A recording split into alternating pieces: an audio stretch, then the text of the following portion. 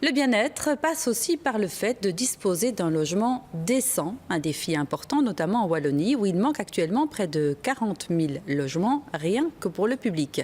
Alors pour tenter de résoudre ce problème, le gouvernement wallon a décidé de mettre en place toute une série de procédures qui concernent aussi le secteur privé.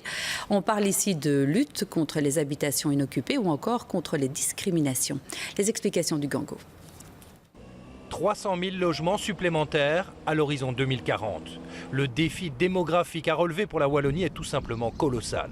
Pour y faire face, le gouvernement wallon met en place un nouveau code du logement.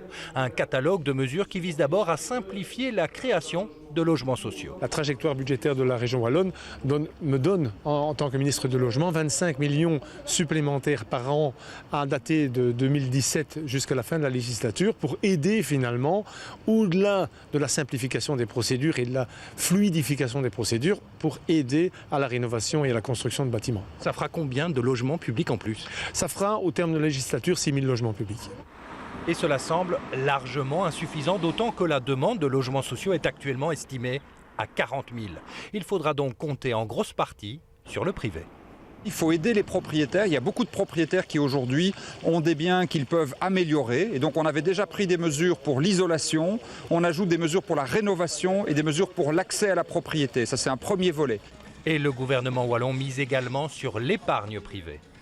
Mobiliser l'épargne privée, permettre à chaque citoyen d'acquérir un logement public à partir du moment où évidemment il le donne en gestion à une société de logement de service public. Ça veut dire aussi mobiliser les capitaux des vrais opérateurs ou des gros opérateurs immobiliers. Nous avons des réserves foncières importantes à Wallonie.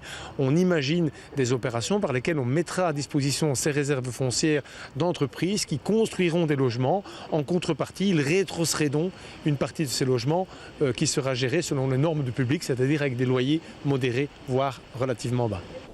Pour le moment, beaucoup de mesures sur la table, mais encore peu de détails et de chiffres précis. Mais le gouvernement wallon l'assure, la réforme du logement est en marche.